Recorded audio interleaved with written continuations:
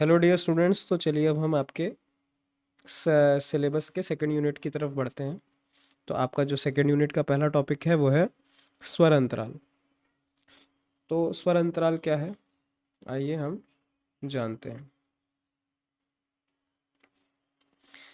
स्वर अंतराल का मतलब है दो स्वरों के बीच का अंतर, जैसे सा से रे के बीच का अंतर, सा से ग के बीच का अंतर, सा से म के बीच का अंतर, सा से प के बीच का अंतर, सा से ध, सा से नी, सा से सा।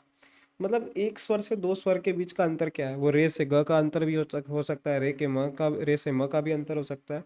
तो दो स्वरों के बीच में अंतर कितना है ना। अब इसको हम अनुपात में भी गिन सकते हैं, इसको हम श्रुतियों में भी गिन सकते हैं, इसको हम सेवर्ट में भी गिन सकते हैं, इसको हम तार की लंबाई के आधार पे भी गिन सकते हैं।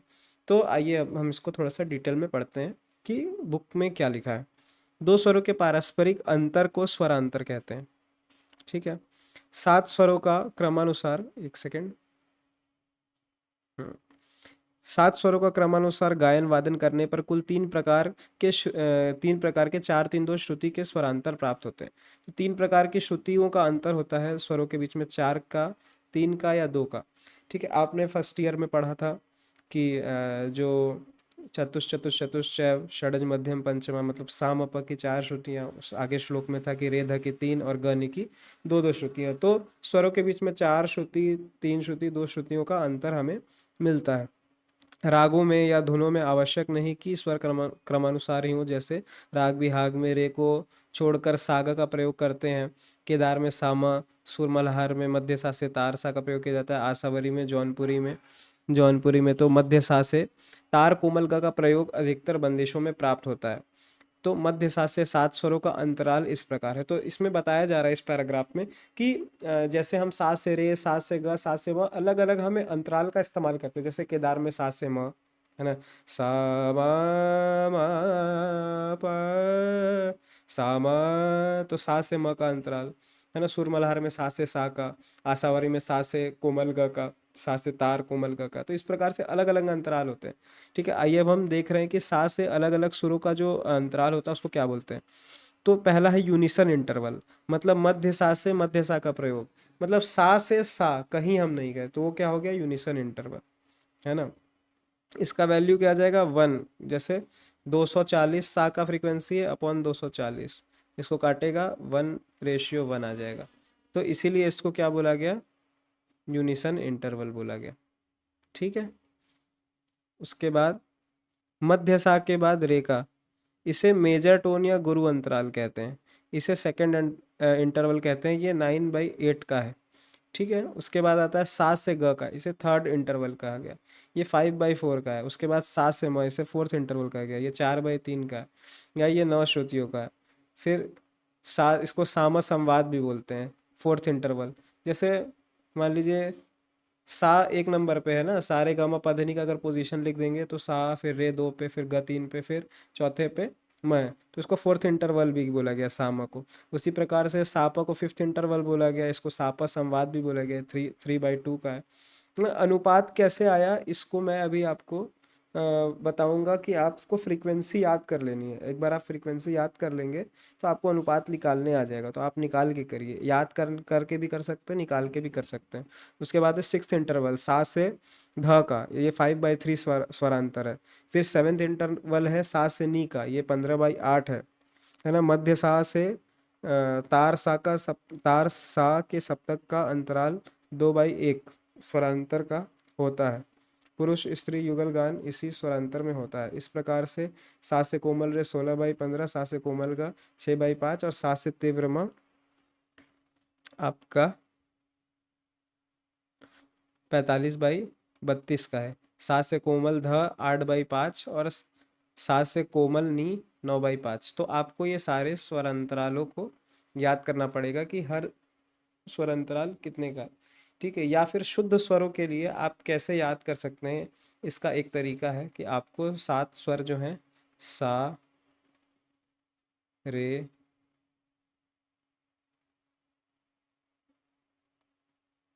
320, 160, 400 या 405 और 450, तो ये सा, ये रे, ये ग, ये म, प, ध, नि, सबका आपको आंदोलन संख्या एक बार याद कर लेना है।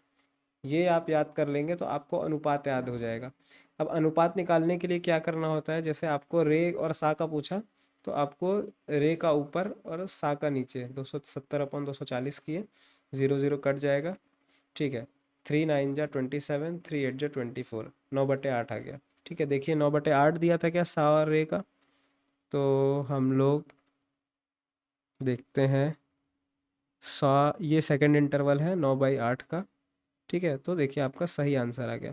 इसी प्रकार से मैं एक उदाहरण दे दिया हूँ, अब आपका होमवर्क है कि आप सभी का सा से रे, सा से ग, सा से म, सा से प आंदोलन संख्या के हिसाब से निकालेंगे, और सबका आंदोलन संख्या अपने सबका ये जो आंदोलन संख्या नहीं, सबका जो अनुपात है उसको आप याद करेंगे। और कोमल स्वर के लिए आपको क्या करना है, कोमल स्वर और तीव्र स्वर के लिए आप चुपचाप से उसका रट्टा लगा लीजिए। शुद्ध स्वरों के लिए आप ये मेथड का, ये फॉर्मूले का इस्तेमाल कर सकते हैं। उसके बाद हम आते हैं नेक्स्ट,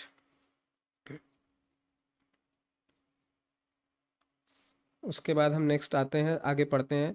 स्वरांतरों के मुख्य दो वर्ग हैं, इष्ट और अनिष्ट। ठीक है, कौन कौन से वर्ग हैं, इष्ट और अनिष्ट। इष्ट मतलब जिनके साथ हमारी बात बने, अनिष्ट मतलब जिनके साथ हमारी बात ना बने। ठीक है, फ्रेंड्स एंड एनिमीज मान लीजिए, फ्रेंड्स और एनिमीज। ठीक, जिसको इंग्लिश में क्या बोला गया, कॉन्सोनेंस और डिसोनेंस। या फिर इसको और भी एक चीज़ बोल सकते हैं, संवाद और विवाद।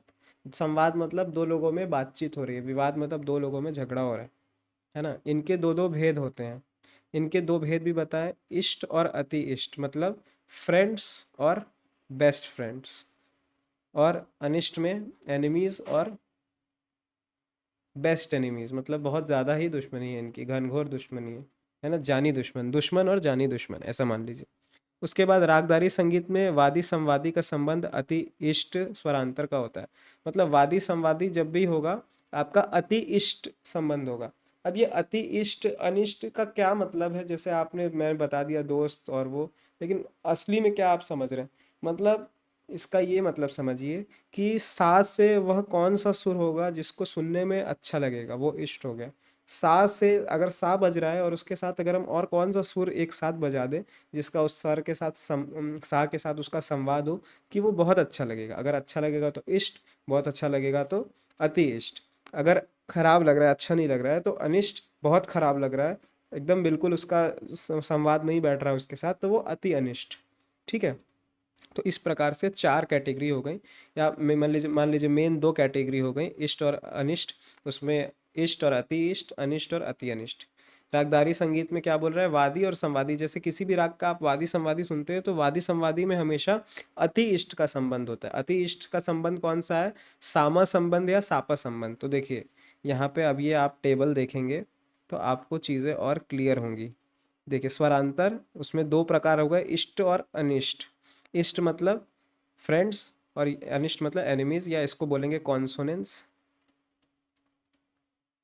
और इसको बोलेंगे डिसोनेंस। ठीक है, या इसको बोलेंगे संवाद, इसको बोलेंगे विवाद। ठीक है, तो इसमें देखिए यहाँ पे सा लिखा नहीं है, आपको मान लेना है कि इस सभी का, अब जैसे स्वरांतर बता रहा है तो किस स्वर से अंतर बता रहा है, सा से बता रहा है। यहाँ पे लिखा नहीं है सा, आपको मानना पड़ेगा कि ये साप है, ये साम है, ये सागा है, मतलब सा और प के बीच में 3/2 का अंतर। फिर सेम फ्रीक्वेंसी वाला फॉर्मूला लगाएंगे, आ जाएगा। सामा के बीच में 4/3, सापा के बीच में 3/2। फिर इष्ट कौन कौन सा हो गया, सागा, सा कोमल ग, सा ध और सा कोमल ध। अनिष्ट क्या है, सा और रे को अगर आप एक साथ बजा देंगे, दो पास के सुरों को, सा और रे को, तो आपको अच्छा साउंड नहीं करेगा, तो 9/8 हो गया। ठीक है, कोमलनी 9/5। ठीक है, तो ये भी आपको अच्छा साउंड नहीं करेगा। अति अनिष्ट कोमल रे, सा और कोमल रे को एक साथ बजा देंगे, 16/15 का अनुपात मिलेगा, अच्छा नहीं साउंड करेगा। सात तीव्र म 45/32 अच्छा साउंड नहीं करेगा। सा शुद्धनी 15/8 अच्छा साउंड नहीं करेगा। तो ये आपका हो गया आपके जानी दुश्मन, ये हो गए दुश्मन, ये हो गए दोस्त, ये हो गए बेस्ट फ्रेंड्स। ठीक है, तो राग गायन हमेशा सापा और सामा, ये जो वादी संवादी होगा वो तो या तो सापस संबंध होगा या तो सामा संबंध होगा। अब इसमें आप एक चीज नोटिस करिए कि दोस्ती जितनी गहरी है उतने नंबर्स छोटे हैं। नंबर्स को समझ लीजिए दोस्तों के बीच में होने वाली खटपट या दूरी। ठीक है, तो दोस्ती जितनी गहरी है नंबर्स इतने छोटे हैं, तो जब नंबर्स छोटे होंगे तो स्वरों के बीच में उतना ही ज़्यादा अच्छा संबंध होगा, स्वर उतने ही ज़्यादा इष्ट कैटेगरी के होंगे। जैसे 3/2, 4/3 नंबर्स और बड़े हुए तो दूरी थोड़ी बढ़ी। 5 से मान लीजिए कि आपका दोस्त वाला कैटेगरी 5 से नीचे बेस्ट फ्रेंड्स, तो ये दोस्त हो गए। 6/5, 5/3, 8/5। 9 से शुरू शुरू 9 से समझ लीजिए कि दुश्मनी शुरू हो गई। ठीक है, 9/8, 9/5 और 16 और 15 अगर आ गया तो समझ लीजिए कि जानी दुश्मन, मतलब अति अनिष्ट। तो ये आपका ये हो गया। अब देखिए आगे सेम यही बात लिखा है। सारणी को देखने से ज्ञात होता है कि छोटी संख्याओं से दर्शाए जाने वाले स्वरांतर अति इष्ट, मतलब बेस्ट फ्रेंड्स, एवं बड़ी संख्याओं से दर्शाने वाले स्वरांतर अति अनिष्ट हो जाते हैं। ठीक है, जितनी संख्या बड़ी उतना, मतलब अनुपात आप जब निकालेंगे तो संख्या अगर बड़ी आ गई तो वो अति अनिष्ट हो गया, अनिष्ट हो गया। संख्या छोटी हो गई, 4 5 से कम है तो अति इष्ट, 5 और 8 के बीच में है तो इष्ट, 8 से बढ़ गई तो अनिष्ट, और 16 से ज़्यादा हो गई तो आपका 16 या 16 से ज़्यादा हो गई तो अति अनिष्ट। तो यहाँ पे देखिए क्या लिखा है, यदि संख्या 8 से नीचे है तो इष्ट, 8 से ऊपर है तो अनिष्ट स्वरांतर है, अतः कह सकते हैं कि इष्ट और अनिष्ट की सीमा रेखा 8 है। ठीक है, इसके बाद हम आगे क्या पढ़ सकते हैं, स्वर अंतराल। अब स्वर अंतराल आपने पढ़ लिया, अब स्वर अंतराल को हम किस किस माध्यम से नाप सकते हैं। जैसे कि ये एक तरीका हो गया था, जो अनुपात मैंने निकाला था ये था आंदोलन संख्या के द्वारा मैंने अनुपात निकाल दिया। ठीक है, अब और क्या तरीका हो सकता है, तो देखिए इसमें क्या लिखा है, स्वर से दूसरे स्वर की ऊंचाई मापने के लिए श्रुतियाँ, आंदोलन संख्या, उसके बाद तार की लंबाई, सेवट, सेंट, ये सब का प्रचार है, ये सब में हम नाप सकते हैं। तो आइए एक एक करके हम इन सब चीज़ों को पढ़ेंगे। उसके बाद है श्रुतियाँ। सबसे पहले श्रुतियाँ, निश्चित स्वर से उसका दोगुना ऊंचा स्वर में 22 श्रुति का अंतर होता है। सापा में 13 श्रुति, सामा में 9 श्रुति, सागा में 7, सा कोमल ग में 6, गुरु स्वर में 4, लघु स्वर में 3 और अर्ध स्वर में 2 श्रुति का अंतर होता है। तो सबसे पहले सा और प आपने वो चतुश्चैव नियम के हिसाब से पढ़ा था। तो सा पंचम की श्रुति 17 है और सा की श्रुति 4 है। तो जब दोनों का अंतर निकालेंगे, अंतर मतलब डिफरेंस, तो आपके पास 17 - 4 13 आ जाएगा। तो ये इस प्रकार से साम में तो म का जो श्रुति है वो कितना है, 13 है, सा का 4 है, 13 में से 4 घटा देंगे तो 9 आ जाएगा। उसी प्रकार से 7 है, सा कोमल ग का आपका 6 है। ठीक है, गुरु स्वर मतलब सा से रे का दूरी आपका 4, लघु स्वर मतलब 3 श्रुति वाले, 3 श्रुति वाले मतलब आपका 3 हो गया। अर्ध स्वर मतलब 2 श्रुति वाले, तो इसको ऐसे याद रखिए, गुरु स्वर मतलब 4, लघु स्वर मतलब 3, अर्ध स्वर मतलब 2। इसी को और क्या बोला गया है, तो गुरु स्वर को क्या बोला गया है, मेजर टोन। ठीक है, जिसका वैल्यू 4 श्रुति का है। ठीक है, लघु स्वर को बोला गया है माइनर टोन, जिसका वैल्यू 3 श्रुति का है। और सेमी टोन, जिसको बोला गया है अर्ध स्वर, जिसका वैल्यू 2 श्रुति का है। तो इसको आप याद रखेंगे। ठीक है, तो ये आपको मेजर, माइनर और सेमी भी समझ में आ जाएगा। उसके बाद है तार की लंबाई। तार की लंबाई के आधार पर सर्वप्रथम मध्य युग में अहोबल, है ना, फिर उसके बाद श्रीनिवास, फिर हृदय नारायण देव, और आधुनिक युग में के मंजरीकार भातखंडे जी ने कार्य किया। मतलब तार की लंबाई पे उन्होंने स्वरों को स्थापित किया। संपूर्ण तार के आधे तार में सा, मतलब एक तार लिया उसके बीचों बीच में तार सा को स्थापित किया। 2/3 पर प, 3/4 पर म, 1/4 पर अति तार सा। इसको आपको लर्न करना पड़ेगा। सा प के मध्य में कोमल ग, इस तरह से रे 8/9 पे, प और तार सा के मध्य में रे से संवाद करता हुआ ध, साध के मध्य ग। तो इसमें आप सारा अगर याद नहीं भी कर पाएंगे तो एग्ज़ाम के हिसाब से आपको इतना लिखना है। उसके बाद आप तार सा का बता दीजिए, प का बता दीजिए, म का बता दीजिए और ग का बता दीजिए। तो ये आप 4 स्वर का बता दीजिए, कौन कौन सा, सा, म, प और ग। ठीक है, और ये बता दीजिए कि किसने किसने इस पे तार की लंबाई के आधार पे काम किया। ठीक है, अब आंदोलन संख्या प्रति सेकंड के आधार पे, प्रति सेकंड आंदोलन संख्या जितनी अधिक हो स्वर उतना ही ऊंचा होता है। तार की लंबाई से आंदोलन संख्या का विपरीत संबंध होता है। देखिए ये बहुत ही इंपॉर्टेंट लाइन है, आपको इसका मतलब समझना पड़ेगा कि तार की लंबाई जितनी बढ़ेगी, तार जितना लंबा होगा, सुर इतना नीचा हो जाएगा। सुर नीचा होगा मतलब आंदोलन संख्या नीची हो जाएगी। तो इसका क्या मतलब हुआ कि तार की लंबाई और आंदोलन संख्या में विपरीत संबंध है। मतलब ऐसे आपने सुना होगा इनवर्सली रिलेशन और डायरेक्ट रिलेशन। तो इनवर्स रिलेशन है आप इसमें, तार की लंबाई में और स्वरों में या आंदोलन संख्या में। मतलब तार की लंबाई जितनी कम करेंगे स्वर उतना ऊंचा होगा, आंदोलन संख्या उतनी बढ़ेगी। ठीक है, तो आगे बढ़ते हैं। दोगुने ऊंचे स्वर के लिए तार की लंबाई आधी हो जाती है। तो अब स्वर ऊंचा हो रहा है तो तार की लंबाई क्या हो गई, आधी हो गई। जबकि आंदोलन संख्या दुगनी होती है, यानी तार सा के लिए 2/1, सा प के लिए 3/2 गुना। इसी तरह सा म के लिए 4/3, सा ग के लिए 5/4 गुना। तो देखिए ये आंदोलन संख्या के आधार पे तो वही फ्रीक्वेंसी वाला है ना तरीका आप अपना सकते हैं। आंदोलन संख्या लिखिए, डिवाइड करिए, आंसर आ जाएगा। उसके बाद है सेवट पद्धति। लॉगरिदम में एक और दो का अंतराल अंतराल को 301 घटकों में विभक्त किया जाता है। मतलब आपका सा से लेकर के तार सा के बीच में 301 छोटे छोटे छोटे यूनिट्स बांट दिए गए, जिसको सेवट नाम दिया गया। सेवट क्यों नाम दिया गया, क्योंकि इसके जो खोजकर्ता थे उनका नाम सेवट था। इस प्रकार तार सा के लिए 301 सेवट जोड़ने होते हैं। मतलब सा से तार सा जाने के लिए 301 छोटे छोटे यूनिट्स जोड़ने होते हैं। अब इसमें आपको लर्न करना है। सा प के लिए 176, सा म के लिए 125, सा ग के लिए 97, सा से कोमल ग के लिए 79 सेवट, गुरु स्वर के लिए मतलब मेजर टोन के लिए 51, मतलब चार अगर श्रुति का स्वर है तो 51.1, लघु स्वर के लिए 45.8 और अर्थ स्वर के लिए 28 सेवट का इस्तेमाल होता है। ये फ्रांस के एक विद्वान थे सेवट, उन्होंने इसका खोज किया। तो तो इस वजह से इस पद्धति का नाम सेवट पद्धति है। उसके बाद आता है सेंट पद्धति।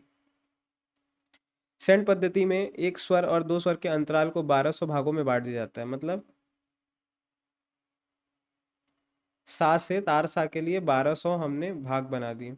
संभवतः इस पद्धति का आविष्कार हारमोनियम आदि टेम्पर्ड स्केल के लिए किया गया था। अब इसमें जैसे ये बता रहा है 702, 498 है ना, तो ये आप याद कर लेंगे कि सा से प के लिए कितना आपको सेंट लगेगा, सा से म के लिए कितना सेंट लगेगा, गुरु स्वर के लिए 204 सेंट, लघु स्वर के लिए 182 और अर्थ स्वर के लिए 112। तो ये आपको याद करना पड़ेगा।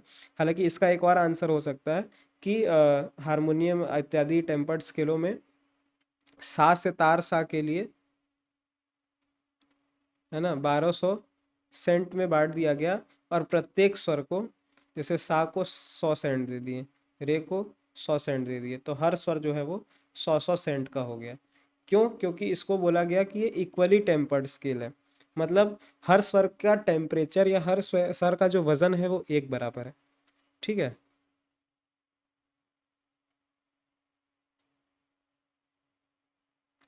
उसके बाद इस प्रकार स्वरों की ऊंचाई नीचाई मापने के लिए मुख्य रूप से यही पांच माध्यम माने जाते हैं। प्राचीन काल में भरत, मतंग आदि ने स्वर अंतराल मापने के लिए श्रुतियों का प्रयोग किया।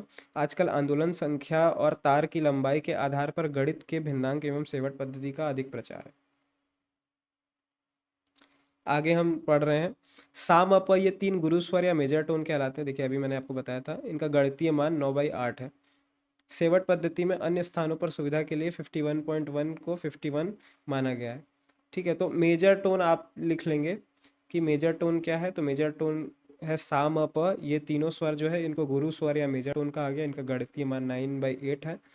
ठीक है, सेवट पद्धति में इसको 51.1 का मान दिया गया, सुविधा के लिए 51 लिखते हैं। सेंट पद्धति में इसको 204 सेंट का बताया गया। भरत से लेकर अब तक सभी ने इसको 4/4 श्रुति का कहा है। रेधा जो है वो 3 श्रुति का है, इसको लघु स्वर बोलते हैं। इन्हें पश्चिम में माइनर टोन कहा जाता है। ठीक है, अभी मैंने आपको ऊपर बताया था इनका गणितीय मान 10/9 है। इनका माप सेवट पद्धति में आगे स्थान पर जो है 45.8 है, जिसको 46 मान लिया गया है। और सेंट पद्धति में इसका मान जो है वो 182 है। फिर ग नी, दो जो श्रुति के स्वर हैं, दो श्रुति के जो स्वर हैं जिन्हें अर्ध स्वर या सेमीटोन कहा गया है, इनका गणितीय मान 16/15 है। सेवट में 28 सेवट का होता है ये। सेंट पद्धति में ये 112 सेंट का होता है। ठीक है, आगे देखिए जो भी है सबका टेबल है। तो एक बार मैं आपको टेबल को समझाने की कोशिश करता हूँ। सा रे ग म प ध नि, सबका आंदोलन संख्या ये दिया हुआ है। आंदोलन संख्या के आधार पे ये सबका अनुपात है। ठीक है, तो अब ये जो अनुपात है ये सा से अनुपात नहीं है, सा से रे का अनुपात, और ये रे से ग का अनुपात। देखिए क्योंकि ये बीच में लिखा है ना, इसके ये बीच में लिखा है, तो ये इसके बीच का बता रहा है। ये जो है इसके बीच का बता रहा है, मतलब ग और म का, रे और ग का, फिर यहाँ पे ग और म का, म और प का, इस प्रकार से ये इसका अनुपात बता रहा है। अब जैसे 16/15 है तो ये किसका अनुपात हो गया, ये इसका अनुपात हो गया। तो 480/450 कर दिए तो 16/15 आ गया, ये ऐसा बता रहा है। अब श्रुति में क्या अंतर है, सा और रे के बीच में 4, रे और ग के बीच में 3, ग और म के बीच में 2, म और प के बीच में 4, प और ध के बीच में 4, ध और नी के बीच में 3, नी और सा के बीच में 2। तो ये श्रुति का अंतर हो गया। अब टोन में देखें तो चार श्रुति को मेजर टन बोलते हैं, 3 श्रुति को माइनर बोलते हैं, 2 श्रुति को सेमी बोलते हैं, 4 श्रुति को मेजर बोलते हैं, 4 श्रुति को मेजर बोलते हैं, 3 को माइनर बोलते हैं, 2 को सेमी बोलते हैं। फिर इसको स्वरांतर में इसको गुरु अंतराल बोलेंगे, इसको लघु बोलेंगे, माइनर को, सेमी को अर्ध बोलेंगे, फिर इसको गुरु बोलेंगे, फिर इसको मेजर को गुरु बोलेंगे, फिर माइनर को लघु बोलेंगे, सेमी को अर्ध बोलेंगे। फिर गुरु का 9/8 होता है, लघु का 10/9 होता है, अर्ध का 16/15 होता है। गुरु का 9/8 होता है, यहाँ से भी सेम है, चाहे 360/320 करे, चाहे 270/240 करे, 9/8 ही आएगा। ठीक है, उसके बाद आपका यहाँ पे भी 9/8, यहाँ पे लघु का 10/9 है ना, अर्ध स्वर का 16/15। फिर सेवट पद्धति में इसको 51 बोला, फिर इसको 46 बोला, फिर अर्ध स्वर को 28, फिर गुरु है तो 51, फिर 51, फिर लघु है तो 46, फिर इसको 28। फिर सेंट पद्धति में जो है आपका गुरु 204 सेंट का, लघु 182, अर्ध 112, फिर 204, फिर 204, फिर 182, फिर 112। तो इस प्रकार से आपको ये टेबल याद कर लेंगे तो आप पूरा जो एक्सप्लेनेशन है उसको भी याद कर लेंगे।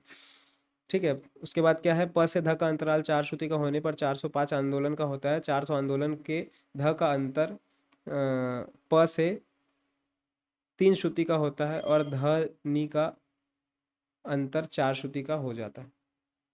तो आप फिलहाल इतना इस टेबल तक आपको लर्न करना है। ठीक है, अब आपका हम नेक्स्ट टॉपिक देखते हैं कि आपके सिलेबस में नेक्स्ट टॉपिक क्या है। तो आपका नेक्स्ट टॉपिक है स्वर अंतराल हो गया आपका। टोन में major tone, minor tone, semi tone, ये चीज़ हमने पढ़ लिया। अब आपको पढ़ना है स्केल। तो स्केल में आपका है natural scale, diatonic scale, tempered scale. तो आइए हम ये 3 स्केल आपका पढ़ते हैं। तो पहला है नेचुरल स्केल। ध्वनि उत्पादक माध्यम के कंपित होने पर स्वर या नाद की उत्पत्ति होती है। ध्वनि विज्ञान के सिद्धांत के अनुसार माध्यम 1, 2, 3 आदि अनेक खंडों में स्वतः कंपित होता है, जिससे पहले खंड में मौलिक, दूसरे खंड में दुगने और क्रमशः इसी प्रकार 3-4 गुना आंदोलन स्वतः उत्पन्न होते हैं। ठीक है, यहाँ तक का मतलब समझते हैं क्या बोल रहा है। पहले तो बोला कि जब भी हम किसी ऑब्जेक्ट पे स्ट्राइक करते हैं तो कंपन उत्पन्न होता है, या नाद उत्पन्न होता है, या कोई स्वर उत्पन्न होता है। अब बोल रहा है ध्वनि विज्ञान के सिद्धांत के अनुसार, मतलब according to physics of sound, है ना, जब भी हम किसी चीज़ पे स्ट्राइक करेंगे तो वो कई पार्ट्स में साउंड प्रोड्यूस करेगा, कई इंटरवल्स में साउंड प्रोड्यूस करेगा। ठीक है, प्रत्येक इंटरवल में अलग अलग साउंड प्रोड्यूस होगा। जो पहले इंटरवल में जो साउंड प्रोड्यूस होगा उसको हम बोलेंगे ओरिजिनल साउंड, या मौलिक, इसमें बोला है मौलिक ध्वनि, नहीं, या फिर मौलिक कंपन। ठीक, उसके बाद जो दूसरा खंड में या दूसरे इंटरवल में या दूसरे पार्ट में जो साउंड प्रोड्यूस होगा वो मौलिक साउंड का दुगना होगा। जैसे मौलिक अगर 1 है तो दूसरे खंड में 2 हो गया, मतलब मौलिक में अगर x है तो सेकंड वाले में 2x, थर्ड वाले में 3x, 4 वाले में 4x। ठीक है, तो इस प्रकार से हर खंड में दुगुना, तिगुना, चौगुना, पचगुना, 6 गुना आंदोलन संख्या, आंदोलन का स्वर जो है या आंदोलन का जो साउंड है वो उत्पन्न होगा। ठीक है, इतना आप समझे। इन्हीं आंदोलनों से जो स्वर उत्पन्न होते हैं उन्हें स्वयंभू स्वर कहते हैं। तो प्रथम खंड के अलावा जितने खंड हुए, दूसरे, तीसरे, चौथे, उसमें जो स्वर उत्पन्न हो रहा है, जैसे दूसरे में तार सा उत्पन्न हो गया, फिर उसका वो करेंगे तो और कोई स्वर उत्पन्न हो जाएगा, 3 गुना कर देंगे, 4 गुना कर देंगे, और कोई स्वर उत्पन्न हो जाएगा। तो इसको, इन स्वर को क्या बोला गया, स्वयंभू स्वर। ये स्वर आवर्तकों पर आधारित होने के कारण सुरीले होते हैं। मनुष्य, पशु, पक्षी आदि के कंठ में ये समान रूप से पाए जाते हैं और सुनने पर कानों को मधुर लगते हैं, इसलिए इन स्वरों को प्राकृतिक स्वर कहा गया। तो ये जो स्वर जो स्वतः उत्पन्न हो रहे हैं अलग अलग खंडों में, दुगुने, तिगुने, चौगुने, पचगुने, ये हमारे कंठ में भी या पशु पक्षियों के कंठ में भी ये निहित होते हैं और हमारे कान को सुनने में अच्छे लगते हैं। इस वजह से इन स्वरों को प्राकृतिक स्वर कहा गया है। आइए हम आगे पढ़ते हैं। भौतिक शास्त्र के नियमानुसार ध्वनि उत्पादक माध्यम चाहे तार हो या चमड़ा एक साथ 1, 2, 3 आदि अनेक खंडों में स्वतः कंपित होता है, जिससे उसी अनुपात में आंदोलन होते हैं। इन्हीं सूक्ष्म ध्वनियों को स्वयंभू स्वर कहा गया है, सहायक नाद या उपस्वर भी कहते हैं। ठीक है। पहले खंड से उत्पन्न आंदोलन संख्या को मौलिक कहते हैं, दूसरे और पहले का संबंध 2/1 होने के कारण तारसा, तीसरे एवं दूसरे का संबंध 3 गुना होने के कारण 3/2 इसलिए प हुआ। इसी तरह चौथे व तीसरे आवर्तकों में म, पांचवे और चौथे से शुद्ध ग तथा छठे और पांचवे से 6 गुना और 5 गुना मतलब 6/5 से कोमल ग, पांचवे और तीसरे से शुद्ध ध, आठवें और पांचवें से कोमल ध, यहाँ तक कि संवादी या इष्ट स्वर, इसलिए इतने अंतराल के स्वरों को हारमोनी में प्रयोग किया जाता है। तो देखिए कैसे कैसे अलग अलग स्वर हमें प्राप्त हो रहे हैं, ये बता रहा है कि दूसरे अंतराल में हमें तार सा, तीसरे अंतराल में हमें प। तो आप ऐसे याद कर लेंगे कि हमें दूसरे अंतराल में तार सा मिला, तीसरे अंतराल में हमें प मिला, चौथे अंतराल में हमें म मिला, पांचवें अंतराल में हमें कौन सा सुर मिला। और ऐसे आप दिखाएंगे कि पहले अंतराल में जैसे सा था तो दूसरे अंतराल में 240 इंटू 2 कर देंगे जो आएगा वैल्यू, फिर तीसरे अंतराल में 240 इंटू 3 कर देंगे जो भी वैल्यू आएगा, चौथे अंतराल में 240 इंटू 4, फिर 240 इंटू 5, फिर 240 इंटू 6, 240 इंटू 7, ऐसे ऐसे करके आप जैसे देखिए यहाँ पे है ना 240 इंटू 6, 240 इंटू 5, है ना, ऐसे ऐसे करके आप प्रत्येक खंड का दिखाएंगे। तो इससे क्या होगा, आप नेचुरल स्केल को समझा पाएंगे।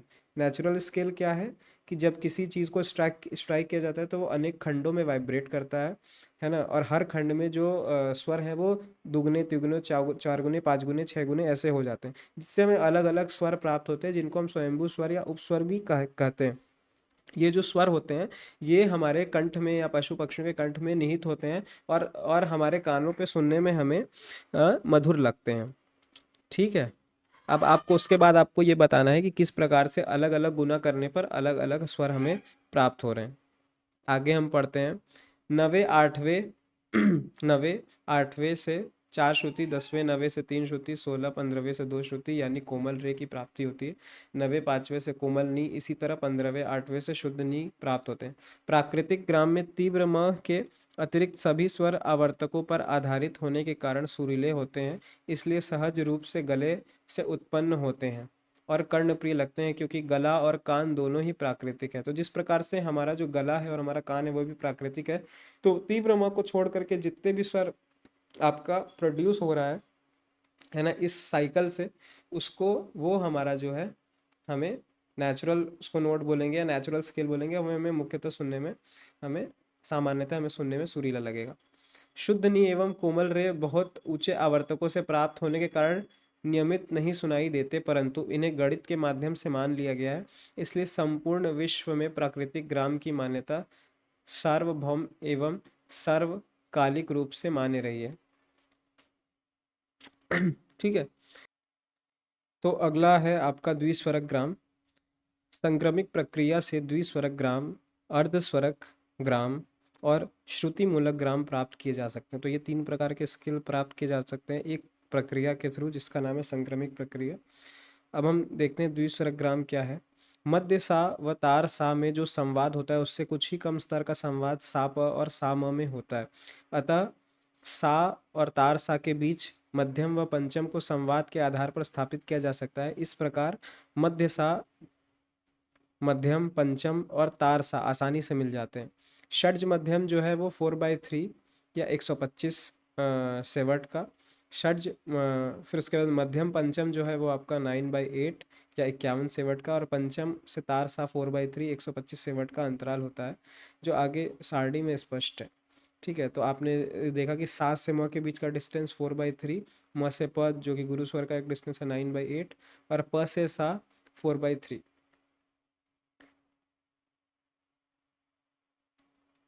ठीक है, आगे हम पढ़ते हैं। इनमें मध्यम पंचम का छोटा अंतराल 51 सेवट का है। ठीक है, ये वाला कितने का है? 51 सेवट का। अब चूंकि षड्ज मध्यम का अंतराल 125 का है, सा से म का डिस्टेंस कितना है? 125। यह अंतराल 51 से दुगने से भी अधिक है, मतलब 51 को 2 बार कर देंगे तो 102 आ जाएगा, तो 102 से भी अधिक है। तो 125 में अब बोलेगा कि 125 में 102 को घटाइए, कितना आ जाएगा? 32। ठीक है, 23 हमें मिल गया। ठीक, यह अंतराल, इसलिए इसको षड्ज मध्यम में से 2 बार घटाते हैं, 2 बार घटाते हैं तो जिससे हमें ऋषभ और गंधार प्राप्त हो जाएंगे। तो हम 2 बार घटाएंगे तो हमें ऋषभ और गंधार प्राप्त होगा। और इसी प्रकार पंचम और तार सा के मध्य 2 बार घटाएंगे, मतलब यहाँ पे भी 2 बार घटाएंगे तो हमें ध और नी प्राप्त हो जाएगा। ठीक है, सेवट रुको तो, हाँ, सातों स्वरों का पारस्परिक अंतराल इस प्रकार है। तो देखते हैं सातों स्वरों का अंतराल किस प्रकार है। तो सबसे पहले सा से सा का भिन्नांक 0 का हो जाएगा। फिर सा से रे 9/8 का, ठीक है, गुरु स्वर है तो 51 सेवट। रे से ग 9/8 का, है ना। फिर यहाँ से ये हो गया आपका 23 सेवट। फिर उसके बाद यहाँ से 51, फिर 51, फिर 51, फिर 23। सारणी को देखने से ज्ञात होता है कि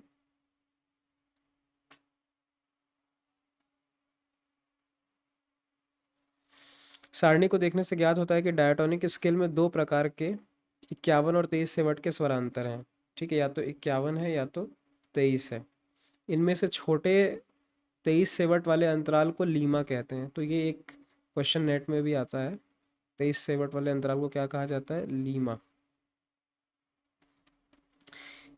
इसे 51 में से इसे 51 में से घटाकर 5 अन्य स्वर प्राप्त होते हैं। यही शुद्ध विकृत 12 स्वर हैं। ठीक है, घटाने के स्थान पर यदि 23 सेवट को जोड़ दिया जाए तो 5 स्वर और प्राप्त हो जाएंगे, जिन्हें मिलाकर 12 + 5 17 स्वर हुए। यही 17 स्वर अरबी संगीत में प्रयुक्त होते हैं। 17 स्वरों में दो दो स्वर, दो दो प्रकार के विकृत स्वर प्राप्त होते हैं, जैसे कोमल रे घटाने पर 51 में -23 28, एवं जोड़ने पर 0 + 23 23 सेवट का हुआ। ये 2 प्रकार के कोमल रे हमें प्राप्त हुए। इसी प्रकार अन्य स्वर भी 2 2 प्रकार के हुए।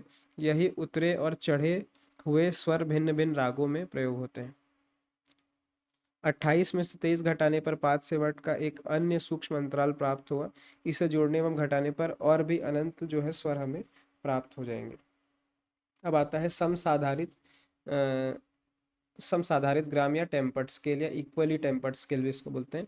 हारमोनियम, पियानो आदि समान स्वर वाले पाश्चात्य वाद्य समसाधारित या समसात्रित या टेम्पर्ड स्केल के वाद्य होते हैं। ऐसे वाद्य के सभी स्वर बेसुरे होते हैं, फिर भी संगत के में सुविधाजनक होने के कारण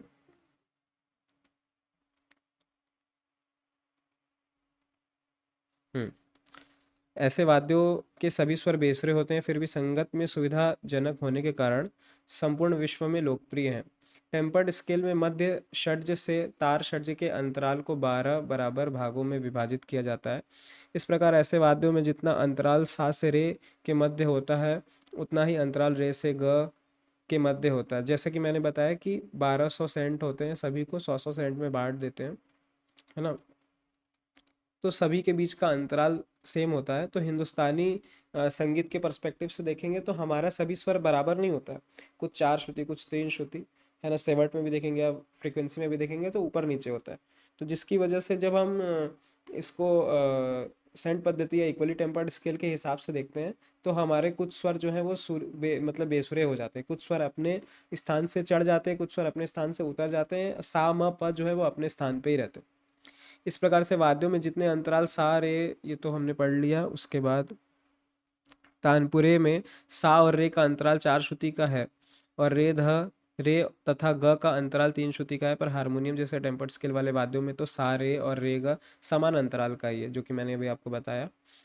सेवट विधि सेवट विधि में मध्य षड्ज व तार षड्ज का अंतराल 301 सेवट का होता है। इसमें 12 का भाग देने पर 301 बाई 12 25.1 हुआ। 0.2 की कमी को कोमल गंधार और शुद्ध गंधार तथा कोमल निषाद तथा शुद्ध निषाद में नहीं लिया जाता। इसी प्रकार सब बराबर के अंतराल वाले स्वर हो जाते हैं। सेंट पद्धति का तो विकास ही संभवतः टेम्पर्ड स्केल की समस्या से समाधान हेतु किया गया होगा। इसमें सेंट पद्धति में मध्य सा व तार सा के अंतराल 1200 भागों में विभाजित किए टेम्पर्ड स्केल के सभी स्वर 100 सेंट के होते हैं। ठीक है, अब आपका नेक्स्ट टॉपिक क्या है? आपका नेक्स्ट टॉपिक है अनुनाद, या इसको हम और क्या बोलते हैं, रेजोनेंस। ठीक है, रेजोनेंस आपने देखा होगा या सुना होगा अपने क्लासरूम में कि जब हम तानपुरे के दोनों सा, जो जोड़ी के सा होते हैं, जब दोनों को हम एकदम परफेक्टली मिला देते हैं, तो जब हम एक तार को छेड़ते हैं तो दूसरा तार स्वतः ही बजने लगता है। तो इसका कारण क्या है? रेजोनेंस। मतलब दोनों का रेजोनेंस एकदम बराबर हो गया, दोनों का जो पिच है वो बराबर हो गया, तो दूसरा स्वर जो है वो अपने आप रेजोनेट कर रहा है ना। उसी प्रकार से जो आपका वाद्य होता है, जैसे सरोद हो गया, सितार हो गया, तो इसमें जो अंदर के जो तार होते हैं, जैसे शायद हम तरप के तार बोलते हैं, तो जब हम तरप के तारों को किसी राग में मिला देते हैं और जब हम वादन करते हैं उस राग का, तो जब उस स्वर मतलब बार बार उस स्वर पे जाते हैं, तो अंदर के जो तरप के तार मिले होते हैं वो स्वतः ही रेजोनेट करते हैं, स्वतः ही बजते हैं। तो हमारा जो वाद्य है वो भी इतना साइंटिफिक है कि रेजोनेंस के प्रिंसिपल पे बना। बाकी दुनिया का और जो वाद्य है वो इस प्रिंसिपल को पे नहीं बना। तो हमारे यहाँ जो वाद्य है उसमें एक रेजोनेंस वाला भी चीज़ है। तो आइए हम रेजोनेंस की या अनुनाद की परिभाषा पढ़ते हैं। अनुनाद वह स्थिति है जिसमें एक कंपन करने वाला वस्तु दूसरे वस्तु को अधिक आयाम पर कंपन करने के लिए प्रेरित करता है। अनुनाद तब होता है जब पहली वस्तु के कंपन की आवृत्ति दूसरे वस्तु की अनुनादी आवृत्ति या प्राकृतिक आवृत्ति के बराबर हो जाती है। जैसे उस तार का प्राकृतिक आवृत्ति है ग का, और यदि आपने किसी और माध्यम से ग को बजाया, तो वो जो तार है जिसका प्राकृतिक आवृत्ति ग पे है वो अपने आप वाइब्रेट करेगा। अनुनाद के परिणाम स्वरूप दूसरी वस्तु अधिक आयाम पर कंपन या दोलन करती है। उसके बाद है ध्वनिकी अनुनाद। एक ऐसी घटना है जिसमें सेम चीज़ है, मैं मतलब दो डेफिनेशंस मैंने निकाला था। एक ऐसी घटना है जिसमें एक ध्वनिकी प्रणाली उन ध्वनि तरंगों पर दृढ़ता से प्रतिक्रिया करती है जिनकी आवृत्ति उसके स्वयं के कंपन के प्राकृतिक आवृत्तियों में से एक मेल खाती है। अब जैसे ये देखिए, एक एक्सपेरिमेंट है जिसमें ट्यूनिंग फोक है, दो ट्यूनिंग फोक है, दोनों सेम आपका फ्रीक्वेंसी पे होगा। तो जब एक को हम हिट करेंगे तो दूसरा ट्यूनिंग फोक अपने आप वाइब्रेट करेगा।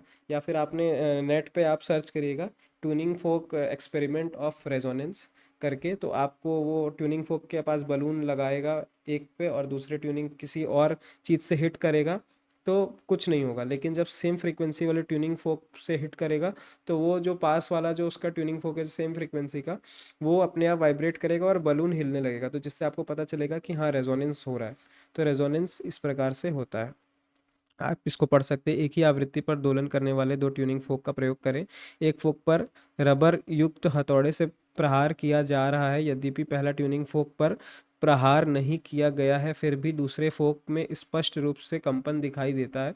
यह कंपन हवा के दाब और घनत्व में आवधिक परिवर्तन के कारण होता है, जिससे फोक के बीच ध्वनिकी अनुनाद उत्पन्न होता है। हालांकि यदि फोक के एक सिरे पर धातु का एक टुकड़ा रख दिया जाए तो यह प्रभाव कम हो जाता है और अनुनाद प्रभावी रूप से प्राप्त न होने के कारण कंपन धीरे धीरे कम स्पष्ट होता है।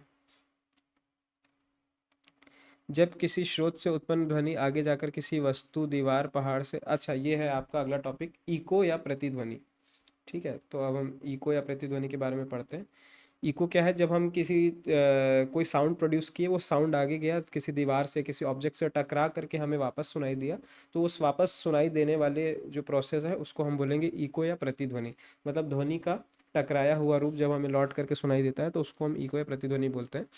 जब किसी स्रोत से उत्पन्न ध्वनि आगे जाकर किसी वस्तु जैसे दीवार, पहाड़ से टकराकर पुनः स्रोत के पास वापस लौटती है तो इसे प्रतिध्वनि कहते हैं।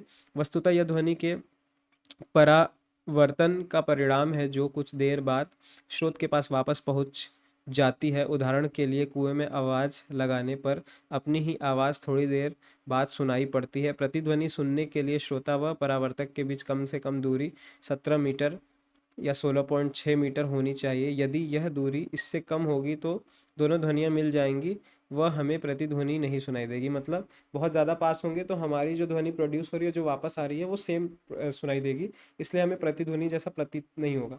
तो उसके लिए हमें कम से कम 17 मीटर या उससे ज़्यादा दूर पे रहना है। तो उससे क्या होगा कि जब हम बोलेंगे और वापस जब आवाज़ इको करके आएगा तो हमें दोनों अपनी प्रोड्यूस साउंड और जो रिफ्लेक्टेड साउंड है उसमें हमें अंतर जो है स्पष्ट होगा। तो इसको हम रिफ्लेक्शन ऑफ साउंड भी बोलते हैं, है ना।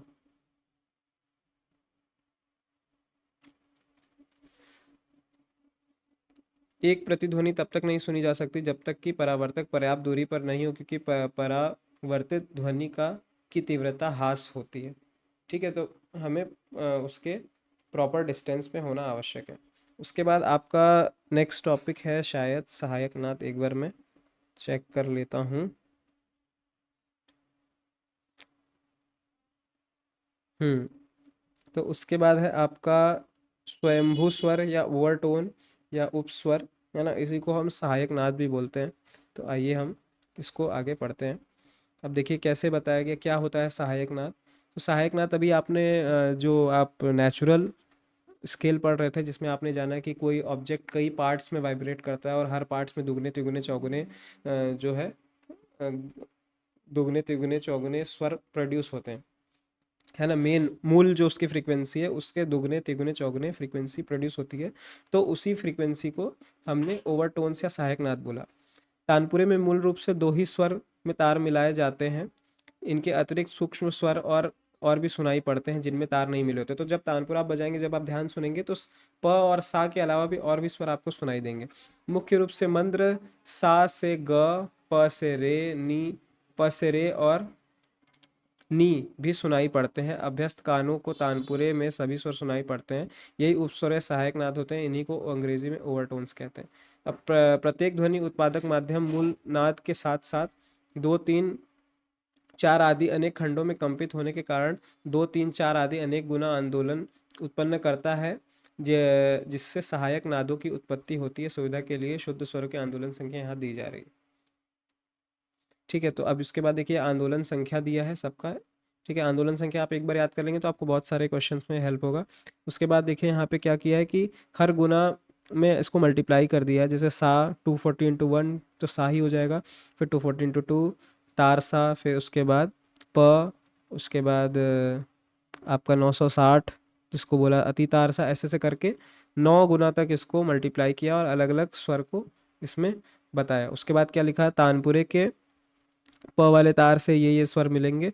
तो इसी को आपको बोला, यही है आपका उपस्वर या सहायक नाद। तो इसको मैं इतना ही बताऊंगा क्योंकि ये आपका लर्न करने वाला है ना। और आपको नेचुरल जब पढ़ा रहा था नेचुरल स्केल, तो उसमें ये चीज़ आपका कवर हो गया। ठीक है, उसके बाद आपका है टॉपिक क्या है, प्रमुख स्वर संवादों का अध्ययन। ये तो मैंने बता दिया। तार की लंबाई और एक सेकेंड, प्रमुख स्वर संवादों का अध्ययन एक बार देख लेते हैं। हाँ, प्रमुख स्वर संवादों का अध्ययन में आपका संवाद विवाद, क्या क्या स्वर संवादी स्वर है, क्या क्या विवादी स्वर है, इसको एक बार देख लेते हैं, इसको पढ़ लेते हैं। दो स्वरों को एक साथ गायन वादन करते समय यदि ध्वनि कर्णप्रिय लगती है तो संवाद और कर्णकटु लगती है तो विवाद।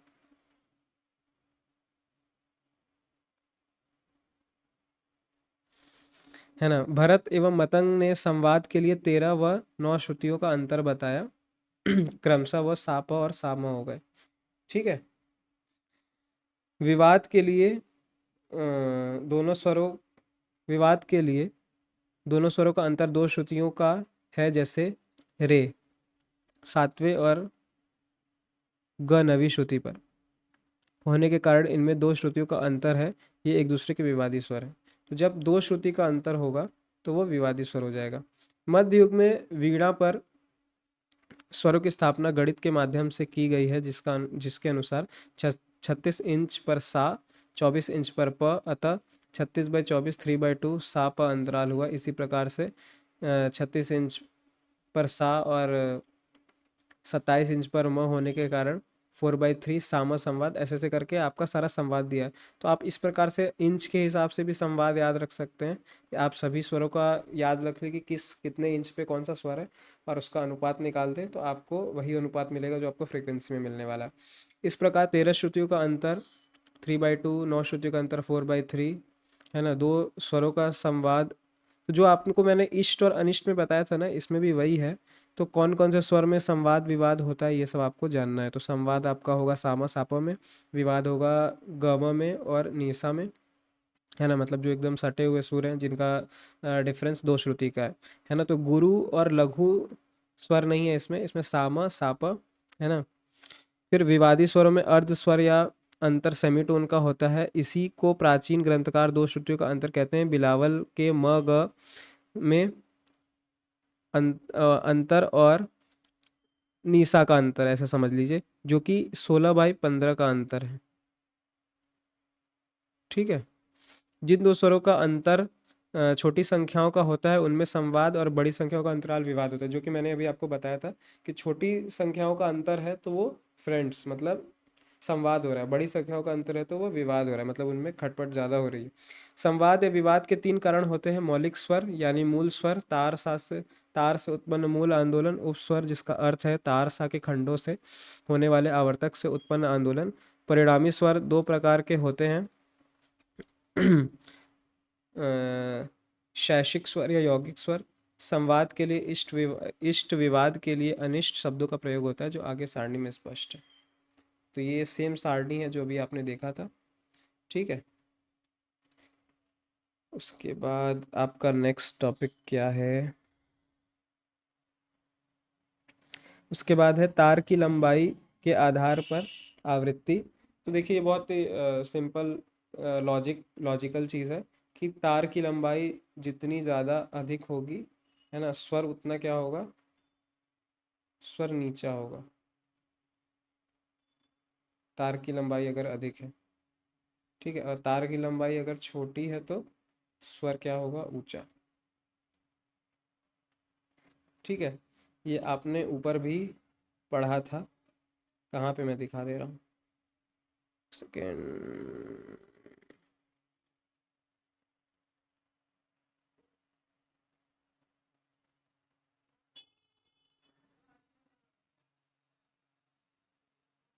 यहाँ पे आपने पढ़ा था कि तार की लंबाई से स्वरों का क्या संबंध है। तो जब तार की लंबाई अधिक हो जाती है तो ध्वनि जो है वो नीची हो जाती है, तार की लंबाई जब छोटी हो जाती है तो ध्वनि जो है वो ऊंची हो जाती है। तो तार की लंबाई और स्वरों में या ध्वनि में अपोजिट, विपरीत संबंध है, इन्वर्सली प्रोपोर्शनल जिसको बोलते हैं। ठीक है। उसके बाद यदि आपको और डिटेल में इसका आंसर पढ़ना है, हालांकि आपके सिलेबस में है तो नहीं, फिर भी आप जानकारी के लिए मैं आपको पीडीएफ प्रोवाइड करूँगा, उसमें आप देखिएगा ये वाला श्रीनिवास ने किस प्रकार से स्वरों की स्थापना की। तो आप देखेंगे कि तार सा जो है, मध्य सा जो है यहाँ पे हो गया मेरू पे, तार सा जो है वो बीचों बीच हो गया। ठीक है। उसके बाद मध्यम जो है आपका वो 27 इंच पे, पंचम जो है वो 24 इंच पे। तो ये एक्चुअली ये तो ये बता रहा है कि कौन सा स्वर जो है वो कितने इंच पे आपका है। जैसे ग जो है वो 30 पे, रे जो है वो 32 पे, है ना। उसके बाद नी जो है वो आपका 20 पे, ध जो है वो 21 1/3 पे, है ना। और क्या रह गया आपका, मेरू पे, मतलब यहाँ पे एकदम, यहाँ पे आपका मध्य सा हो गया, मध्य सा। यहाँ पे आपका तार सा हो गया, 27 में मध्यम, 24 पे पंचम, है ना। इस प्रकार से आप याद कर सकते हैं। आप एक टेबल बना सकते हैं सारे गामा पधनी और उसको लाइन से याद कर सकते हैं। ठीक है। तो ये था आपका यूनिट 2। अब हम यूनिट 3 की तरफ बढ़ते हैं। Thank you.